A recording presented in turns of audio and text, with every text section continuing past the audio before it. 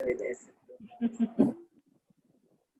first chemical reaction of amine is basic character of amine.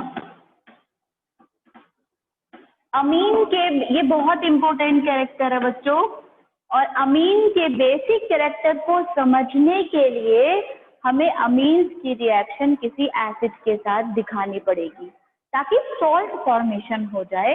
और इस salt formation के होने से हमें प्रूफ मिल जाता है कि अमीन जो अमाइंस होते हैं वो नेचर में बेसिक होते हैं। क्लियर? तो हम बेसिक कैरेक्टर ऑफ अमीन का कैसे शो करेंगे? जब हम किसी एलिफेटिक या किसी एरोमेटिक या एराइल अमीन की रिएक्शन किसी एसिड के साथ करा देंगे। ठीक है, तो हम दोनों का एग्जांपल लेके चलते हैं, एलिफेटिक का भी और एरोमेटिक का भी। तो फर्स्ट इज हम लेके चले, दैट इज द एलिफेटिक अमीन। इसकी रिएक्शन अगर मैं HCl से कराऊं तो एक सॉल्ट बनेगा, है ना? क्या बनेगा? एक सॉल्ट फॉर्म हो जाएगा, RNH3Cl, RNH3Cl, in this salt Cl having the negative charge and N having the positive charge।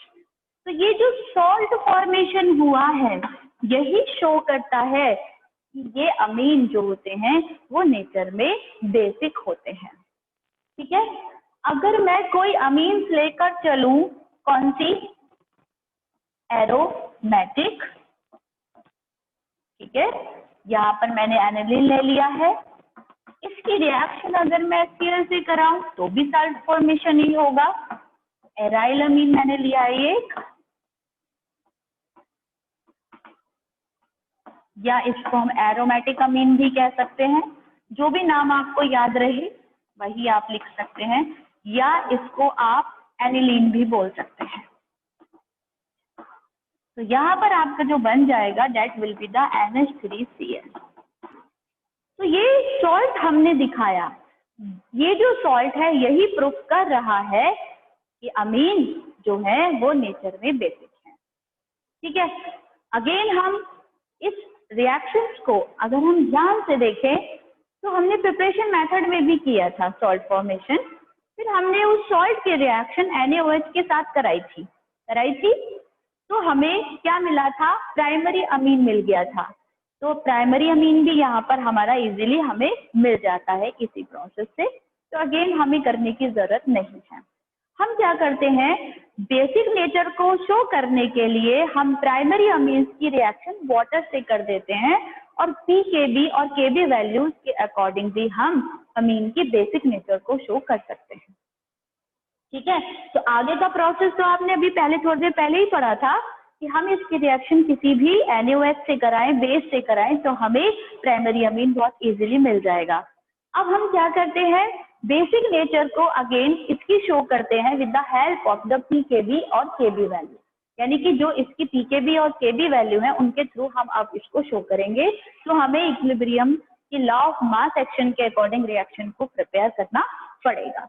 ठीक है, तो हम रिएक्शन को अब उस तरीके से प्रिपेयर करते हैं। ये आप पहले भी पढ़ चुके हैं तो कोई आपके लिए डिफिकल्ट नहीं है।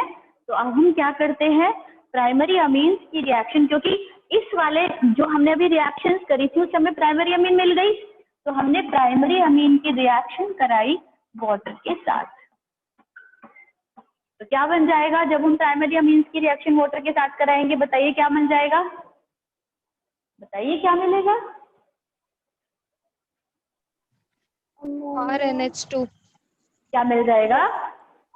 RNH3 मिलेगा ना, सॉल्ट फिर से बन जाएगा। तो RNH3 positive plus OH negative. अब हम इक्विलिब्रियम कांस्टेंट यहाँ अप्लाई कर सकते हैं according to law of mass action, जो आप पढ़कर आए हैं चैप्टर नंबर 7 अपनी 11th क्लास में। इक्विलिब्रियम आपने पढ़ा है ना, लॉ ऑफ मास एक्शन भी पढ़ा है। उसके according law of mass action जब हम इक्विलिब्रियम निकालते हैं इक्विलिब्रियम कांस्टेंट जो होता है उसका फॉर्मूला क्या होता है? Law of mass action of the product divide by the according to the mass action of the reactant. तो हम यहाँ पर इक्विलिब्रियम कांस्टेंट निकाल लेंगे K which is equal to RnH3 positive, ये लॉ ऑफ मास एक्शन के according brackets में आ गया, OH negative divide by RnH2 H2O। रख सकते हैं? आपको पता ही अच्छे से हम इक्विलिब्रियम कांस्टेंट निकाल सकते हैं। अब इसको हम दूसरी तरीके से भी तो लिख सकते हैं, KH2O is equal to RnH3 positive OH negative divide by RnH2 RnH2।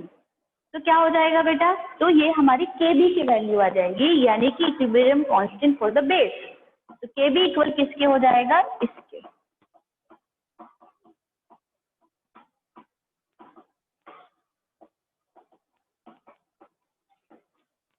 I think it is clear. ये आप लोगों को क्लियर हो गया। और हमें पता है कि Pkb is equal to minus log Kb होता है। हमें अच्छे से पता है कि Pkb is equal to minus log Kb। तो माइनस लॉग Kb का क्या मीन्स है यहाँ पर? यहाँ पर मीन्स है कि Kb की वैल्यू जितनी लार्जर होगी, larger the value of Kb and smaller the value of Pkb, that means stronger is the base। तो आपको क्या करना पड़ेगा? इसकी वैल्यू को लार्जर करना पड़ेगा, क्योंकि निगेटिव है। तो जितनी ज्यादा वैल्यू लार्जर हो जाएगी Kb की, उतना ही कोई भी बेस स्ट्रॉन्ग बेस कहलाता है। तो स्ट्रॉन्ग बेस की वजह से हम यहाँ पर निकाल सकते हैं। तो जो हमारी वैल्यूज हैं वो आपकी क्लियर हो जाएंगी। तो हम अमोनिया का कैरेक्टर यहाँ पे शो, क्वेश्चन एराइज हो रहा है कि ये हमारा एलिफैटिक अमीन है, ठीक है, और दूसरा है हमारा अमोनिया। क्वेश्चन एराइज हुआ कि इन दोनों में which one is the strongest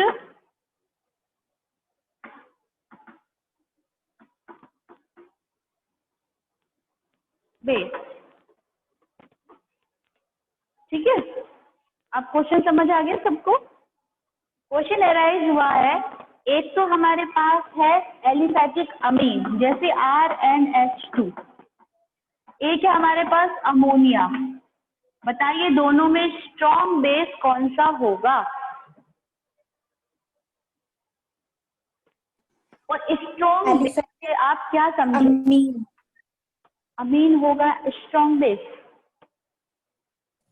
primary amine होगा। क्या है उसका reason?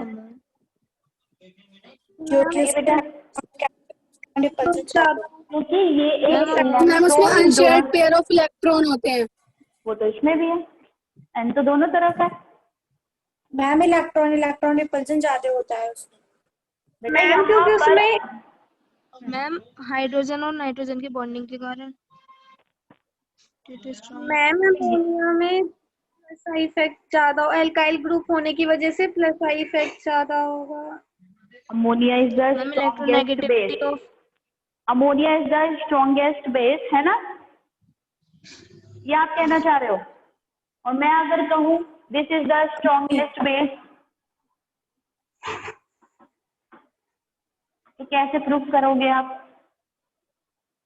This is the strongest base, क्योंकि मैम इसमें ना एल्काइल ग्रुप है ज्यादा होंगे तो उसकी वजह से प्लस आई इफेक्ट।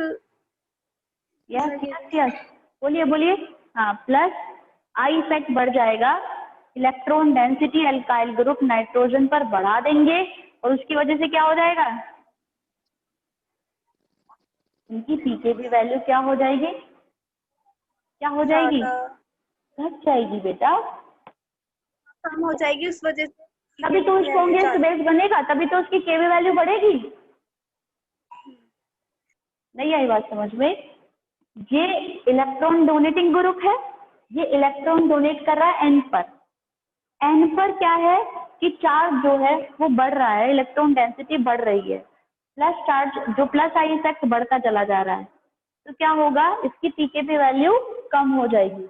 कम हो जाएगी यानी कि केबी वैल्यू इसकी बढ़ जाएगी। पीकेबी वैल्यू कम होने से ये स्ट्रॉन्गेस्ट बेस हो जाएगा।